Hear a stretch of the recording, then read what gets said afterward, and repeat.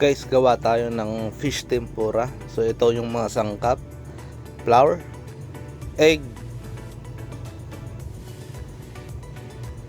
tapos lagyan natin ng kaunting yeast para umalsa yung flour, para yung tempura natin maging doble. Ayan, paminta, asin, tapos lagyan natin ng magic para lumasa ang ating fish tempura. Tapos tubig, tansyahin natin siya, tapos imikos-mikos na natin. Haluin natin mabuti para yung mga buo-buo na harina matunaw siya.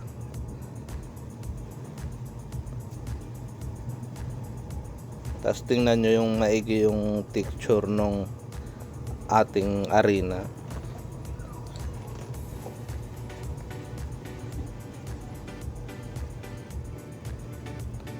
Pwede nyo gamitin ang fish kahit anong, pwede nyo gamitin kahit tulingan,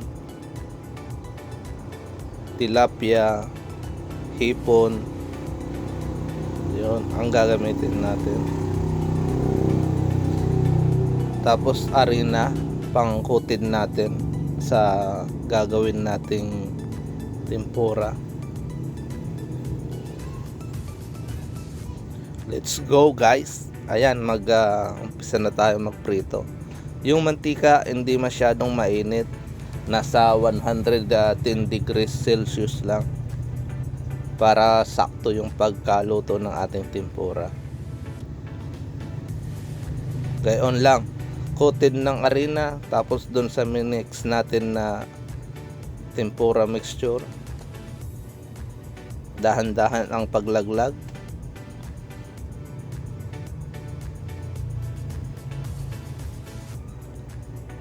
Yun na ang ating tempura guys. Pwede na tayong may pang negosyo, may pangluto sa bahay.